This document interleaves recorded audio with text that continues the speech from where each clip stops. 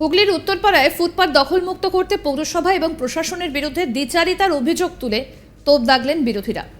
GT রোডের দুধারে অবৈধ গুমটি উচ্ছেদের মতো শাসক দলের পার্টি অফিসগুলো সরানোর সাহস কেন দেখাচ্ছে না পুর প্রশাসন, তা নিয়ে প্রশ্ন উঠেছে।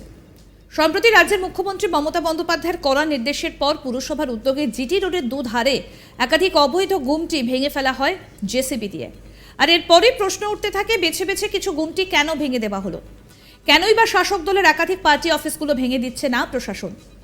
যদিও এই বিষয়ে ব্যবসায়ীরা জানান, যদি এই নির্দেশ কার্যকর করতেই হয় সবার গুমটি সরিয়ে দেওয়া হোক। পাল্টা সিপিএম এবং বিজেপির অভিযোগ, সবার আগে শাসক দলের পার্টি অফিসগুলো আগে ভাঙা হোক, পরে ব্যবসায়ীদের কথা ভাবা হবে।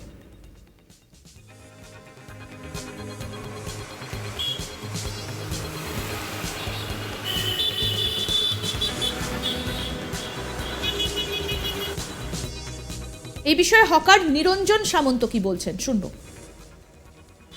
এখন কী করবো, ওরা তো আধার কার্ড ভোটার কার্ডের নিয়ে গেছে, ছবি তুলে নিয়ে গেছে যার যার দোকান।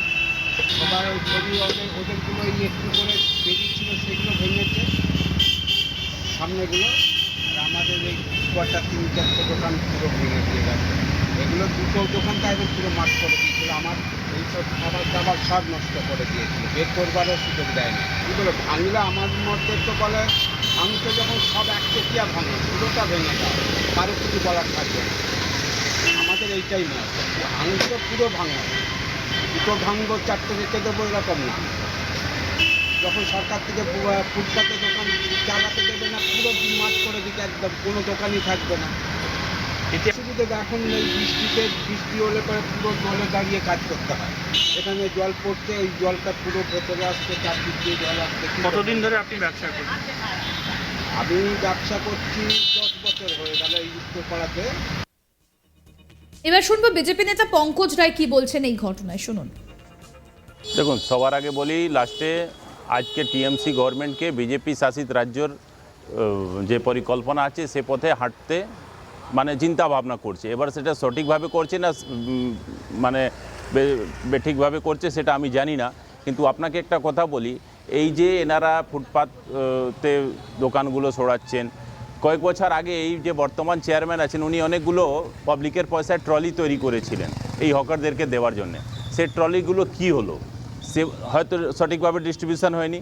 তারপরে আরেকটা কথা বলি, কয়েক হাজার কোটি টাকার রেলের প্রজেক্ট আটকে রয়েছে শুধু জমি অধিগ্রহণের জন্যে। সেখানে অনৈতিকভাবে অনেক লোক রেলের জমি উপর বসা আছে।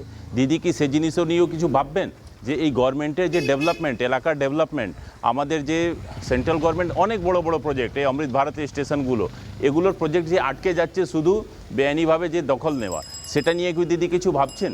এটাই তো বলছি, শুধু আমি ভালো জিনিস দেখে নিলাম, আমারও মনে পছন্দ বুলডোজার লাগিয়ে দিলাম, সেটা হবে না।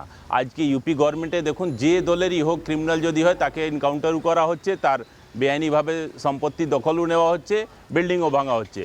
এই গভর্নমেন্টকেও যদি সঠিকভাবে ডেভেলপমেন্ট করতে চায়, সঠিকভাবে যদি চলতে চায়, তাহলে সব জিনিসও ঠিকঠাক মতন ভাবতে হবে। শুধু একটা দলকে আমি ছাড় দিব, বাদ বাকি সবাইকে মেরে দিব, এরকম গভর্নমেন্ট চলে না। পৌরপ্রধান না, ও দিদি শিক্ষা নিয়েছেন, যোগীজি বলুন বা আরও যেখানে রাজস্থানেও হচ্ছে, গুজরাতে হচ্ছে, মধ্যপ্রদেশে হচ্ছে, বেআইনিভাবে যত ওখানে কত চড়া চড়া রাস্তা আছে, ডেভেলপমেন্টের কাজ হচ্ছে, নিশ্চয়ই দিদি চোখে হয়তো পড়েছে। কিন্তু শুধু চোখে পড়লে হবে না, আমি বারবার বলছি, উনি এই সবগুলো জিনিসগুলো কী করে ক্রিয়ান্বয়ন করবেন সেটা অনেক বড় দেখার বিষয় আছে।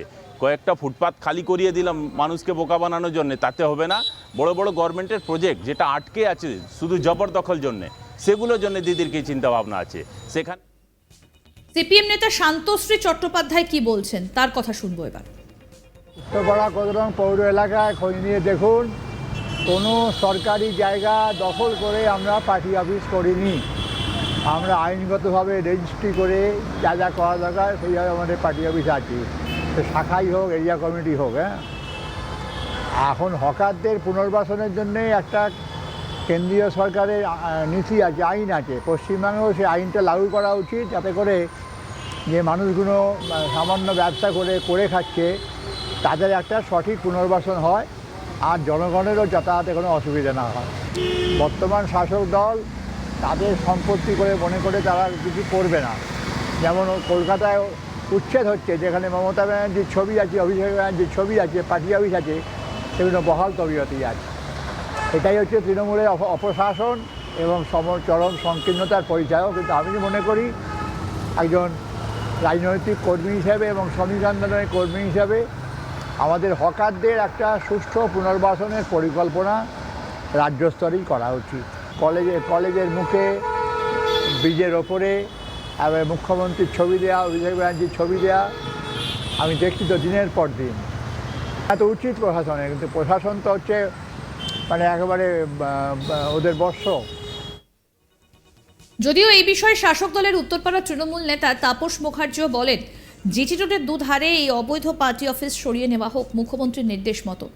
এই বিষয়ে উত্তরপাড়া পুরসভার পুরপ্রধান দিলীপ যাদব জানান, অবৈধ গুমটি উচ্ছেদের ঘটনায় একাধিক লোকের এবং রাজনৈতিক দলগুলির অভিযোগ থাকতে পারে, কিন্তু আমরা সরকারের নির্দেশ মতো এই কাজ এগিয়ে নিয়ে যাব।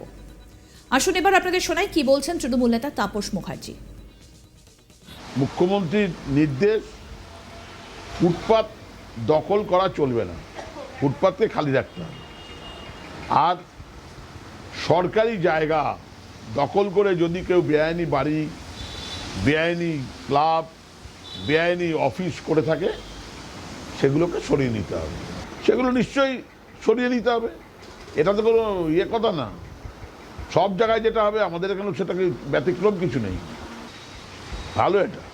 যদিও এইটা নিয়ে যেহেতু কোনো রকম চিন্তাধারা কারো ছিল না, বেকার ছেলেরা করেছিল, করে তাদের সংসার জীবিকা চালাচ্ছিল, কিন্তু তাদের একটা নির্দিষ্ট জায়গা করে দেওয়ার পরেও তারা যেভাবে সামনের দিকে